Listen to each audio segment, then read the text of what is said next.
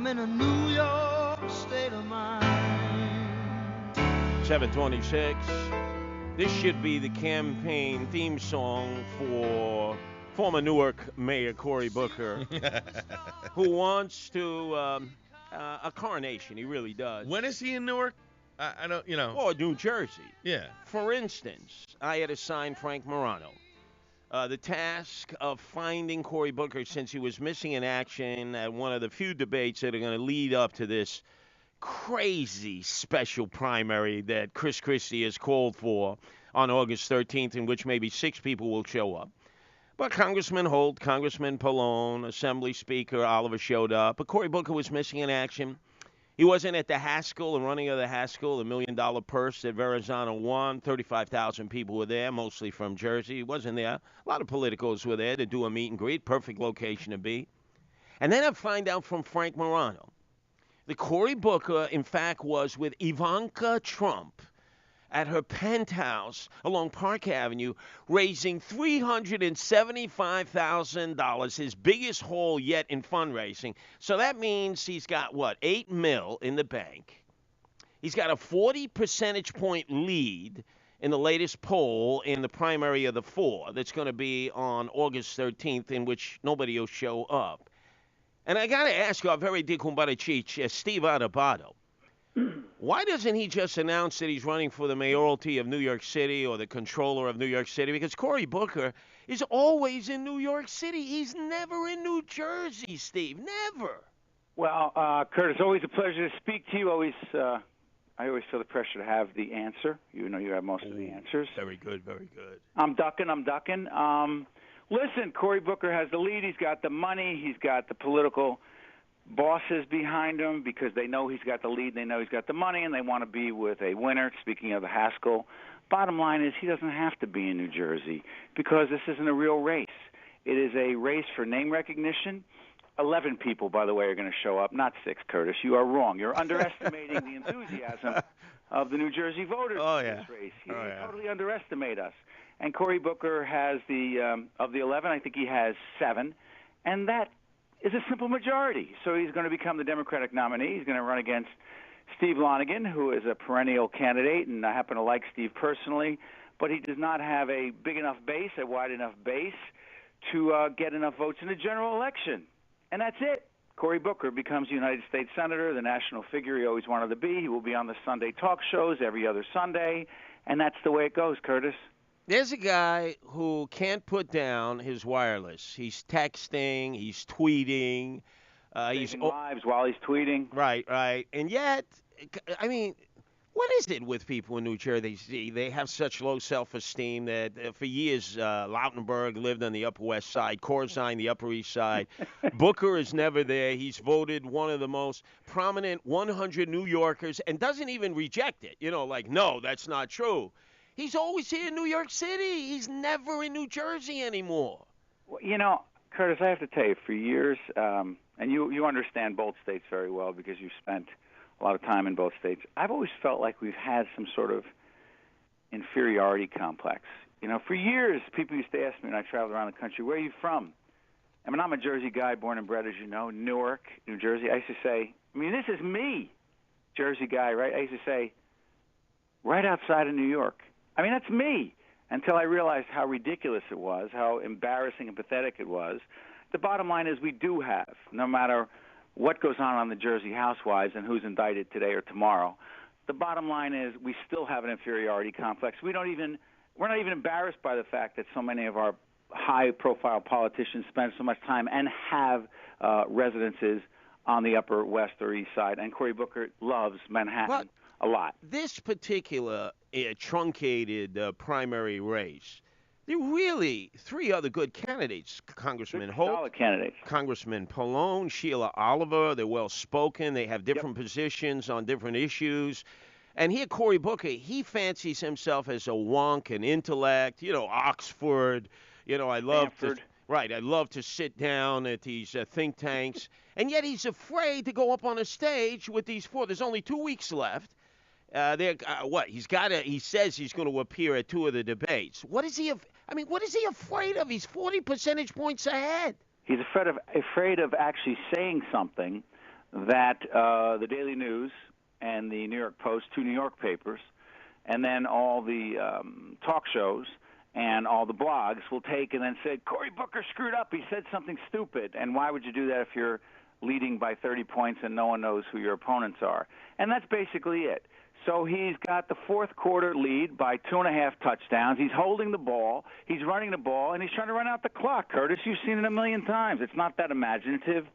That's it. You said something very poignant there. You said the Daily News, the Post. You never mentioned the New York Star-Ledger, the Record, the Asbury Park Press, the other Jersey papers, because they have insulated him. They have protected him, haven't they? Well, by the way, a full disclosure, I am a regular columnist for the Star-Ledger. I write every Sunday in the business section, not the political section. Oh, I read it. As you know, I get all the papers. Oh, yeah, I'm sure it's the first column you read every Sunday. No, it's actually one of the last. Listen, let's just say that the newspapers in New Jersey have a bit of a love affair with Cory Booker. Crime rate goes up in Newark. Must be somebody else's fault. There's somebody's indicted in the administration, the Booker administration. Got to be an explanation. Yeah. Bottom line is Cory Booker works the media. I give him credit for that. I mean, I have an interview coming up with him on PBS unless he listens to this or gets word and he's pissed off and doesn't do the show. Wouldn't be the first time. Won't be the last. Bottom line is this. Cory Booker and the media have a love affair. He's great on TV. He's, always quotable. And the bottom line is he gets all the endorsements. And he got the endorsement of the Star-Ledger the other day, which is fine. And he's probably the best speaker and the most charismatic candidate. But I sometimes question why Cory does not get the same scrutiny as other political figures. First question, if I could suggest one, because I know you'll have many questions. You're an excellent interviewer. Regardless of where your sentiments are, you always put that aside. But I would say, Cory, I remember that big billboard advertising the Dalai Lama and Richard Gere coming to Newark. They were going to pacify the gangbangers. Everyone was going to peace, love, and happiness. You were there. You had your orange chiffon schmata on. Hey, how come that didn't work, Cory? I guess the Dalai Lama didn't have any juice with the street hoods. I don't know if the Dalai Lama and having juice, which is clearly a street term, I don't know if the Dalai Lama and having the juice and also having Richard Gere in that conversation, I don't know if Cory can handle that because Cory doesn't have that much juice either on the streets sometimes. Yeah, and see, that's the reality. If you go to South Orange Ave, if you go along Springfield Ave, even Bloomfield Ave going into the North Ward, or in Weequahic Park or Branch Brook Park, Cory Booker just doesn't have any street juice. In fact, before the street folks used to say, it's time to get rid of Sharp James. They're actually talking about his son coming back and being mayor. Yeah, it's crazy. And some people, put it this way, listen, Cory Booker won big elections, and give him credit. But the fact is, there are some folks who are happy to see Cory run for another office. They want to see what's going to happen for the city after this. And a lot of folks who don't have negative feelings about Sharp James, I'm telling you. They have fond feelings about Sharp James, but don't kid yourself. He was less than ethical and was indicted and convicted of a crime and went to jail for good reason. And that is a pattern in the city of Newark, my home city, that happens to most mayors. It has not happened to Cory Booker. Let's give him credit for that. To his it's credit. a low bar, Curtis. No. But to his credit, and he has stimulated economic development, whereas the other guys would have wanted their piece of the pie for any economic development. Now, let's flip the script. Sitting on a stage in Aspen, Colorado, amongst the country club Republicans and the heavy hitters was I know where this is going. Governor Christie. My slimmed-down friend. He was sitting there with Bobby Jindal, who looks all of 12 years old. Guy never ages. And Governor Pence of Indiana. And towards the end of the discussion, and he was entertaining the crowd. He had the one-liners. He had the 30-second sound bites. He was masterful. He decided all of a sudden to defend the National Security Agency. And I said to myself, hold on, Steve Adubato, is everyone a putz here in the room listening? He went to Eric Holder, Attorney General. Yep. He wanted a civil rights lawsuit filed against the NYPD, against Bloomberg, against Police Commissioner Kelly. He had all the elected officials on his side in New Jersey, but he took the lead. And he was angry that Eric Holder would not file a civil rights lawsuit against the NYPD for violating Muslim rights in New Jersey because they continue to have their undercover surveillance units in Paterson, in New Brunswick, in Newark, and in Jersey City. Does everyone seem to forget that? You know, Curtis, look, the bottom line is you've got an issue here that is still very emotional. And, you know, I don't know if you want to get into the whole Rand Paul thing. I don't know if you want to get into the whole 2016 situation. But I think that Chris Christie has drawn a line in the sand and decided that he's got to take Rand Paul out. And if Rand Paul, the libertarian candidate, is going to say that we went too far after 9/11 and that some of the things we're trying to do in terms of phone records and getting into people's American citizens' lives have gone too far after 9/11, Chris Christie is going to say, look, you are not the governor of New Jersey. I have to deal directly with these people in the state of New Jersey who have lost loved ones. You, Rand Paul, don't have the guts to do it. I do it. You are someone who's living in fantasy land, and I'm ready to take you out because I deal here in New York and New Jersey and in places where people live in the real world. I think that's what it's about. I understand that, but let's look. First attack, World Trade Center, 93. Yes. Second attack. Most of the conspirators, they lived in New Jersey.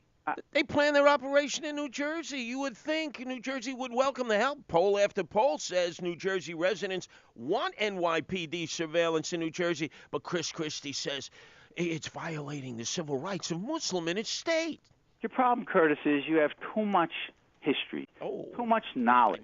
You remember these things, and you bring them up at very inappropriate times. Yeah, because, you see, elected officials and those running for higher office assume we're all dummies and that we're just on to the latest soundbite, and we don't remember a history or a pattern. Isn't that true? Point. So I would think that Chris Christie needs, if he is going to take this position that he's the defender of the NSA, he needs to apologize to Bloomberg, Kelly, the NYPD, for claiming they were violating Muslim rights in his own state of New Jersey. Can he do that? Explain it. And listen, that is a legitimate issue that you're raising. Christie's going to have to respond to it. He did take that position. That is not your opinion about his position. He took it. And I believe that Chris Christie is going to explain it because it's too big an issue. It's a national issue, and people are going to pick up on what you're saying, and the national press will follow you as they often do after Johnny-come-latelys. Oh, boy, did you really stroke me there on that note. Listen, Curtis, I'm trying to get you back on my show at Lincoln Center. You haven't been on for a while. Wait. You have to come on and promote The Answer, promote the station. My friend Jerry Crowley's over there. I got to kiss his butt as well. You have to come back on one-on-one on public television. Listen, so this is how I have to do it. I got to Wait a second. Do you remember, Steve Adubato, I was being forced to go to the U.S. Open tennis tournament by my bosses at the time, WABC. And you've had many. Stranded on the Long Island Railroad, we were between Willets Point, Shea Stadium, and Long Island City, which is where Amtrak and New Jersey Transit and the Long Island Railroad keep their trains. And it is not a no-fly zone only. It's basically you can't go in that area. I remember. You remember I jumped off the train when it was stalled. Nearly busted my ankle like Derek Jeter. Yes. Hobbled to your studio in, I think, Somerset County at that time? Exactly. In order to be there on time and get FaceTime because I am such lens lice. Not only that, but you did not go on the 15-day disabled list. You went back on the air right after that. Curtis, you are the ultimate trooper. You're the hardest worker. You make James Brown look like a lazy guy, just like hanging in bed, watching TV and eating crumpets. You are the man, Curtis. I'm kissing your butt more. I need you back on the show. You got me. But anyway, Steve Adubato, as I was going through the aisles telling the conductor I'm jumping off the train, Tim McCarthy, my boss at the time, now at ESPN, and John Gamling, my colleague at the time, said, "You're not going to jump off the train." I said, "Watch me." And as I scaled to the top of the train and jumped off and ran for the fence, all the Amtrak cops, remember they're federal cops. Amtrak of the Fed. And I scaled over the fence and made it and said, "You can't touch this." And then I was off to the 7 train. Next stop, Penn Station. Next stop, New Jersey, and the Steve Adubato Show. Curtis, that just tells you where our station was at the time. You got to jump off the train in New Jersey to do it. You are the best. Yeah, anytime. I car service this time, but Frank, you won't take it. no car service. Frank. I knew that was coming. He invited me. Make sure. Wait, so you want Frank to drive you there? Forget it. You'll never get there. Yeah, that's true. I'll never get there. I'll give you the ride. The best at that, the worst at driving. You got me. You got me on the show. Oh Thank man, you, I'm gonna get some more Len Slice time. I'm feeling so good. I'm feeling knockous now. Almost as good as when I met the Shamram at 3 o'clock in the morning at 71st and Continental in Forest Hills as I was ready to take the E train, with the homeless posse and the emotionally disturbed people. They were looking for a lost elderly couple. Great organization. Hops them till the day you die, Shamram. Good. Saw you out there busting your shoes. Good. I'm feeling good now. Feeling good. Right here in our place to be.